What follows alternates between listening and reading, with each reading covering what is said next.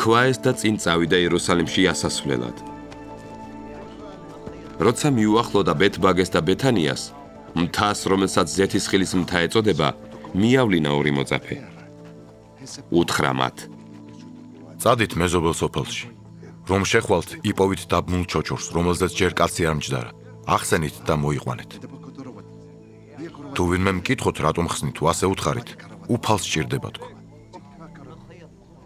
წავიდნენ წარგზავნილები და იპოვეს, როგორც მან უთხრა. და როცა ჩოჩორს ხსნიდნენ, მისმა პატრონებმა უთხრეს: რატომ ხსნით ამ ჩოჩორს? მათ უპასუხეს: იმიტომ რომ უფალს სჭირდება. მიგვარეს იგი იესოს. დანისამოსი დააფინეს ჩოჩორს და ზედ შესვეს იესო. როცა იგი მიდიოდა, ხალხი თავის დანისამოს გზაზე უფერს. როცა ზეთისხილის მთის დაღმართს მიუახლოვდა, ყველა მრავალრიცხოვან მოწაფეთაგან სიხარულით იწყო ხმამაღლა ღვთის ქება დიდება, ყველა სასწაულისათვის, რაც მათ იხილეს.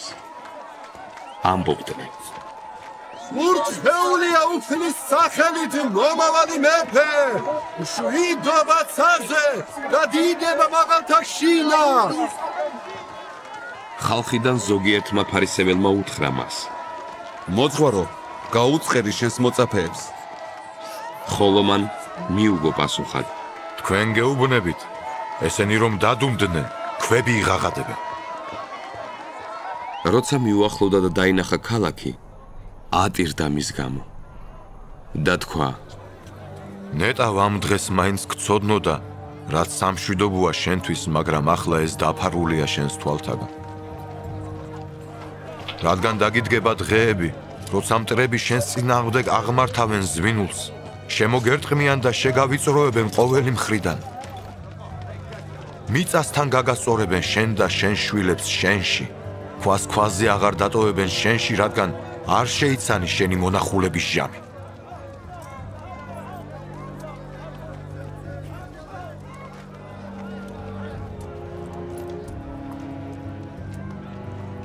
შევიდა ტაძარში და დაიწყო მოვაჭრეთა გამორეკვა.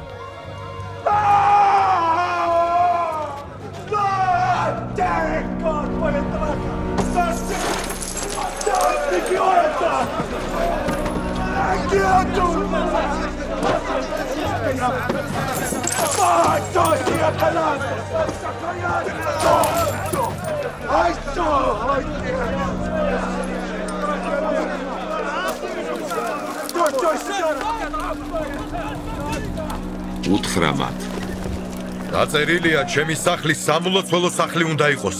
თქვენ კი ავაზაკთა ბუნა გადაქციები.